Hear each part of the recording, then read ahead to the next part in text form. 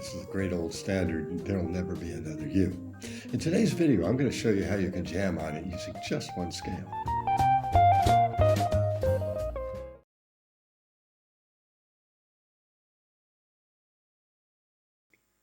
Dr. George here with Jumpstart Jazz Guitar. I really appreciate your being here watching these videos, and I hope you're getting something out of them. But learning on your own isn't very efficient. At the same time, I know private lessons aren't always an option. So that's why I'm offering a free custom practice plan. I'll show you exactly what you need to be working on to start making progress faster than ever. It's what I did for 30 years as a music professor. But I'm not a mind reader, so in order to prepare a plan for you, you do have to meet with me online on a call. But I promise you that 30-minute call will save you hours in the practice room. And there's no obligation and no hard sell. It's a limited time offer, so if you're interested, click the link down below and set up a time. There will never be another you. It's a must-know standard. Everybody plays it. It's a fun tune, too. It's been one of my favorites for a long time, especially because it got me a gig once. When I got my first college gig, I went to the local jam session run by a pretty well-respected sax player, and he called Another You at a breakneck tempo. Well, I nailed it. And at the end of the session, he asked me to join his band. Now, Another You isn't all that hard a tune, but you might not know it from the way it's taught sometimes. In some methods, you'll see something that looks like this. Now, that's a lot of scales, and it can be pretty daunting. But if you look closely, you'll notice that a lot of these scales have the same notes, just starting on a different note. Now, that's because the chords there are all diatonic to the key of E flat, and that makes those scales modes. It might work on some instruments, but it's not really necessary on the guitar. So let's remove the modes, and we'll have something that looks like this. And now you can see that most of the song is in the key of E flat. That's less intimidating, but we can make it even simpler. Those first 16 bars, there are 5 chords that are not part of the key, non-diatonic chords. G7, B flat minor 7, E flat 7, D flat 7, and F7. This is a tonal song, so everything relates to the tonic, and even though they may not be in the key, they can be analyzed in relation to it. Let's look at F7 first. F7 is spelled F, A, C, E flat. Next, we'll spell the E flat major scale, but starting on F. Now you'll see that there are 3 notes of the chord that are actually in the key, and only one that is not, A. Now, in the scale, G and D are the 9th and the 13th, so that's no problem. And the A flat is a blue note, so also no problem. So that leaves B flat, which we are going to replace with A. Next, we'll look at E flat 7. Now, E flat 7 is spelled E flat G, B flat, D flat. And then we'll write up our scale starting on E flat. And again, you'll see that there are 3 notes in the key and one that's not, the 7th. F and C are the 9th and the 13th, and we won't worry about the A flat, it'll just be a passing tone. Now, B flat minor 7 is part of the 2-5 progression, and so it's going to have the same non-diatonic note as the E flat 7. And so you can again see that there are 3 notes that are in the key, and 1 note, the D flat, that's not. The G7 is spelled G, B, D, F. And so here's the scale starting on G. And once again, 3 notes are in the key, and the only note not in the key is B natural. Now the other notes from the key are flat 9, sharp 9, and flat 13, but those are the tensions that we want for a G7 chord in the key of E flat. So the target note is going to be B replacing the C. So far, all of the dominant 7th chords have been secondary dominants, which are dominant chords replacing diatonic chords. The D flat 7 is a little different. D flat's not in the key. It's the most distant of the chords, and unlike the other chords, which were secondary chords, it's a borrowed chord from the parallel minor.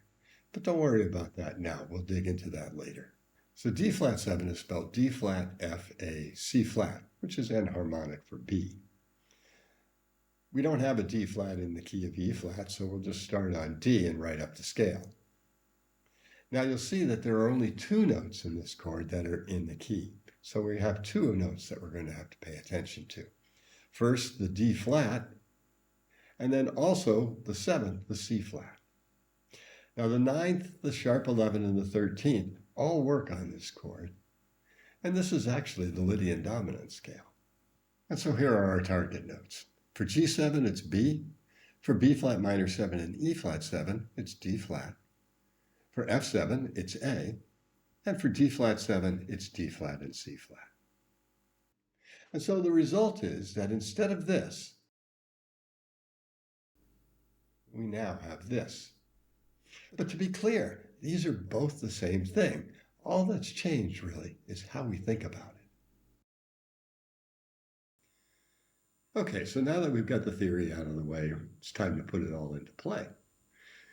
Our first step is we're going to be playing on the diatonic chords. So we want to find those diatonic chords, and then we're going to play on top of those.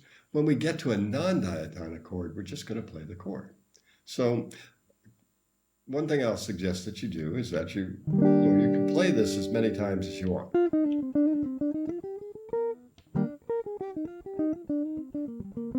But keep it to the length that you find it in the song. So this first chord is 2 measures long, so we're going to work on 2 measure phrases here.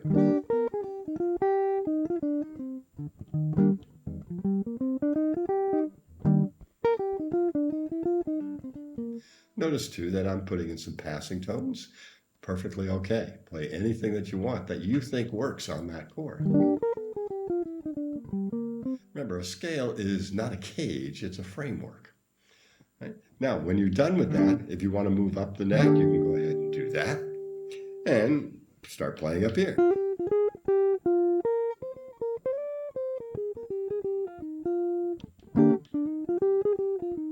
And then you can move up again, and you can play in as many positions as you want. When you're pretty satisfied with the E flat, go to the next chord. Is it diatonic? D minor 7 flat 5? Yes, it is. So, but it's only 1 measure long, so now you're going to be working on a 1 measure phrase.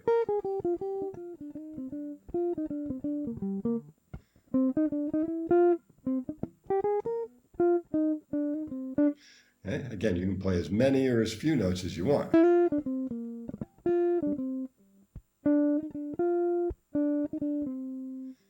Any kind of patterns that you can come up with, any lick that sounds good to your ear. You're going to be doing this for a while, so you're just going to be developing ideas. Okay, our next chord is G7, and I usually play an augmented chord there. We're just going to play the chord because it's not in the key. Next chord, C minor, is in the key. Play that again and again. There's anywhere you want. Play as many times as you want. Get to the next chord, it's non-diatonic. And the following chord is also non-diatonic. That's the 2-5. But now we're back to a diatonic chord.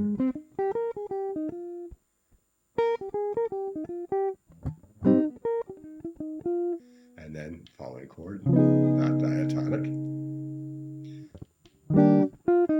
Diatonic. Diatonic. Non-diatonic. We're just going to sit on that. And then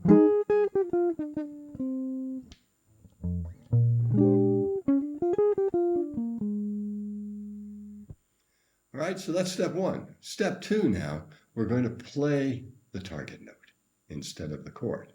So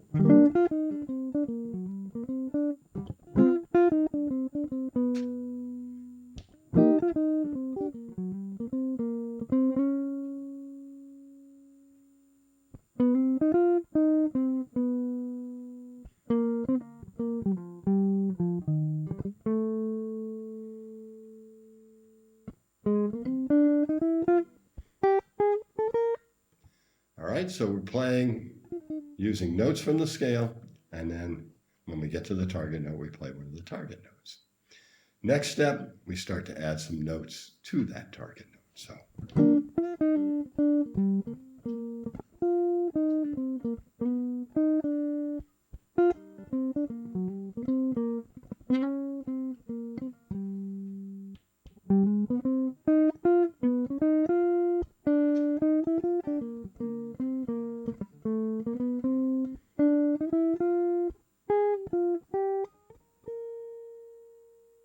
And so you keep working on this, and you're making the changes. Okay, so to review, what we have to do is we're going to find the diatonic chords and the non-diatonic chords. We want to identify the target notes for the non-diatonic chords. Probably just going to be one note. Then you practice playing over the diatonic chords one at a time using the original key. Play it as many times as you want, but play it the length of the phrasing that you're going to be playing in the song. And then when you get to a non-diatonic chord, just play the chord. The second step is that play again over the chord. This time stay in time. So you're going to have play along with the song. And when you get to a non-diatonic chord, play its target note. The third step then is to play along with the song. You might want to use a backing track here. And then when you get to the non-diatonic chords, you're going to play some lines now that start to include that target note. Now, gradually, you'll play more notes, and eventually, you'll start playing some pretty interesting songs, but you're going to be making the changes pretty quickly. Now, this won't work on every song, but there are hundreds of songs that are really just in one key, and where this method will work just fine. You need to know a little theory, diatonic chords, how to spell chords, and it also won't hurt to know what tensions work on each chord, but it's not essential because it's going to happen automatically anyway. The bottom line is we're not changing what you play so much as changing how you think, making it a lot simpler. You're still making the changes, and in fact, you're even playing the modes. So thanks for watching. Please subscribe, and don't forget to like and share the video. See you next time.